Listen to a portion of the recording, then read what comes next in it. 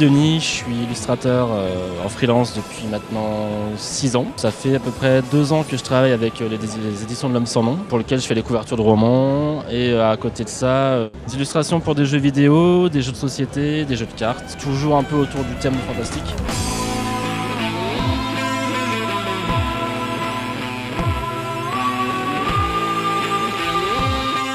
Je me base un peu sur les couvertures que j'ai faites. J'ai reçu une fois le manuscrit avant de faire la couverture, parce qu'il était fini.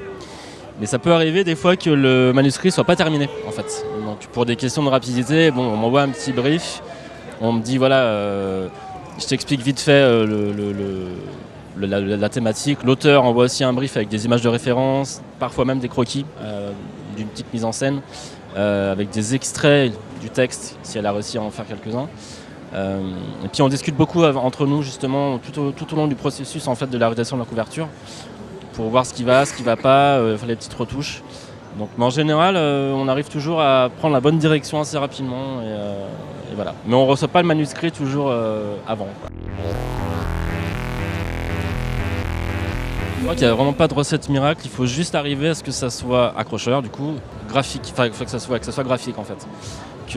Par exemple sur les couvertures comme celle-là, sur le Roi Sombre notamment, on voulait une chose assez graphique où avec un côté très blanc derrière, c'était un parti pris. Et pour que le perso ressorte mieux, pareil sur J'agonise avec un fond très noir et une image un peu coupée en deux entre le blanc et le noir. Donc des choses comme ça fonctionnent très bien. Après sur Le Sang des Princes, on a quelque chose de beaucoup plus classique parce qu'il y a beaucoup d'éléments, il y a beaucoup d'architecture, il y a un personnage, voilà. Il faut que ça reste lisible en fait. Il faut que ce soit graphique ou très illustré, il faut qu'on ait une lisibilité de l'image, que ce soit clair, qu'il n'y ait pas une surcharge incompréhensible avec plein d'éléments où on veuille tout raconter dès le départ sur la couverture. Alors en général, ce que j'aime bien faire avec les auteurs, c'est surtout les visages, parce que j'adore dessiner les personnages. J'aime bien leur demander quelle personnalité ou est-ce qu'ils ont des références dans leur tête au moment de l'écriture de ce personnage. Ça peut être un patchwork de plein de personnages différents, mais pour que moi je puisse me faire une idée de me dire à qui il ressemble un peu dans la vraie vie. C'est ce que fait du coup l'auteur, notamment sur Le Roi Sombre. Elle m'a envoyé des images d'acteurs qu'elle aimait bien justement et qui l'avaient aidé à écrire ces personnages. Et après je suis parti là-dessus justement pour commencer à trouver la forme du visage.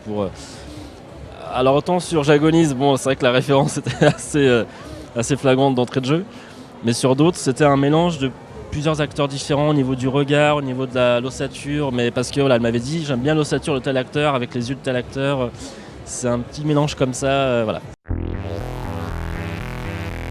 Non, alors j'en ai fait quand j'étais dans mon école de dessin à Lyon. On a fait une petite formation comme ça de BD. J'ai toujours aimé les BD, je sais pas si j'aimais en faire. J'ai un peu de mal avec les cases ou voilà, le côté c'est très scénarisé, il y a beaucoup de mise en scène, beaucoup plus que dans une illustration. Même s'il y a aussi beaucoup de BD qui enlèvent aussi les cases, comme des BD de Loisel ou autres, où les pages entières deviennent des illustrations. Mais ouais, j'ai du mal. C'est très long à faire, un tome, c'est beaucoup d'implications et je préfère le côté commande à la tâche. Voilà, c'est plus varié, on va dire. Voilà.